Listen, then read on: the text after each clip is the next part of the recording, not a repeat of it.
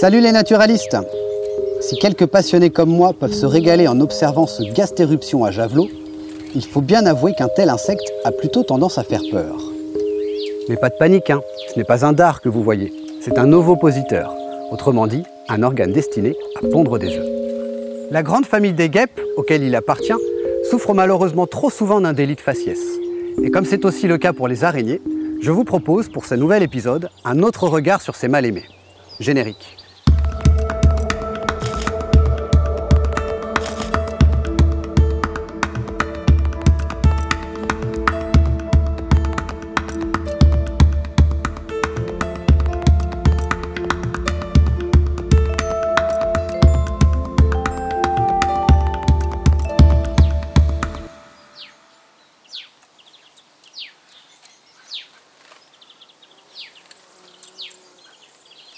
Trop souvent, nous avons sous-estimé le rôle des guêpes et des araignées. Et que ce soit dans la pollinisation des plantes ou dans la régulation des populations d'autres insectes, leur rôle dans l'équilibre de nos écosystèmes sont fondamentaux. Commençons avec du lourd, les araignées. Du lourd, façon de parler, puisque sur les 1750 espèces d'araignées identifiées en France, la moitié ne mesure environ que 5 mm. Il faudra vous rendre à l'évidence.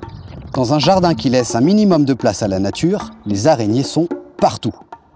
Et tant mieux, car ce sont de redoutables prédateurs qui ingurgitent 10 à 20% de leur propre poids par jour et qui agissent donc comme un insecticide 100% bio. Un vieil adage raconte d'ailleurs qu'une maison abritant des araignées est une maison saine. Que ce soit pour tisser une toile, enrober une proie ou tricoter un cocon, toutes les araignées produisent de la soie. Pour chasser, comme beaucoup d'araignées, l'éperfacier ou Argiope frelon utilise la soie pour bâtir une toile géométrique. Celle-ci présente en son centre un motif blanc en zigzag appelé stabilimentum, dont le rôle reste encore flou.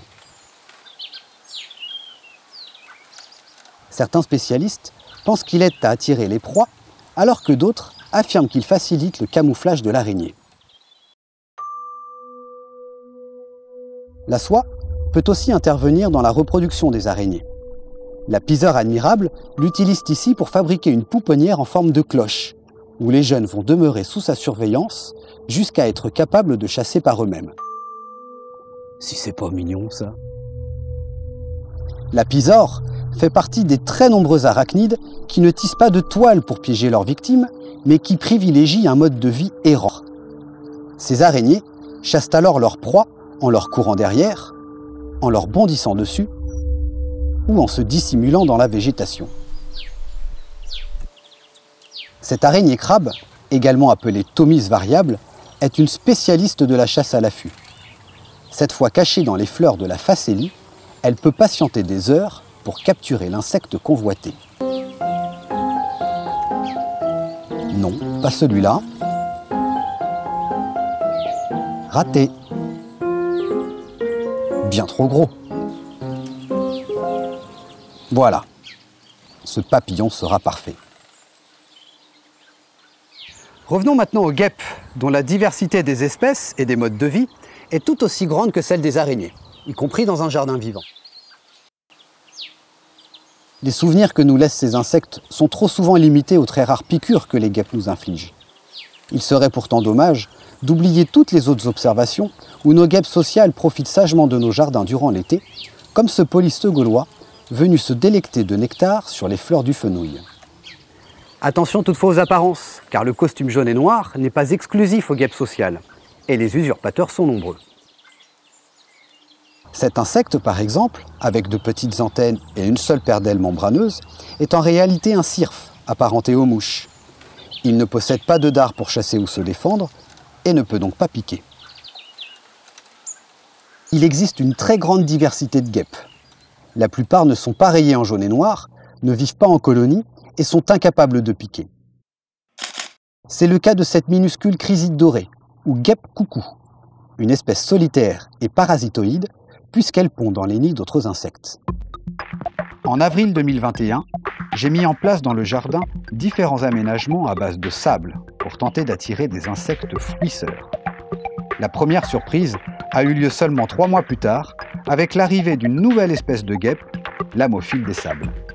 Cette femelle a trouvé ici le sol idéal pour creuser une dizaine de terriers de 5 cm de profondeur. Dans chaque tunnel, elle pondra un œuf et déposera une chenille qui servira de nourriture pour sa larve.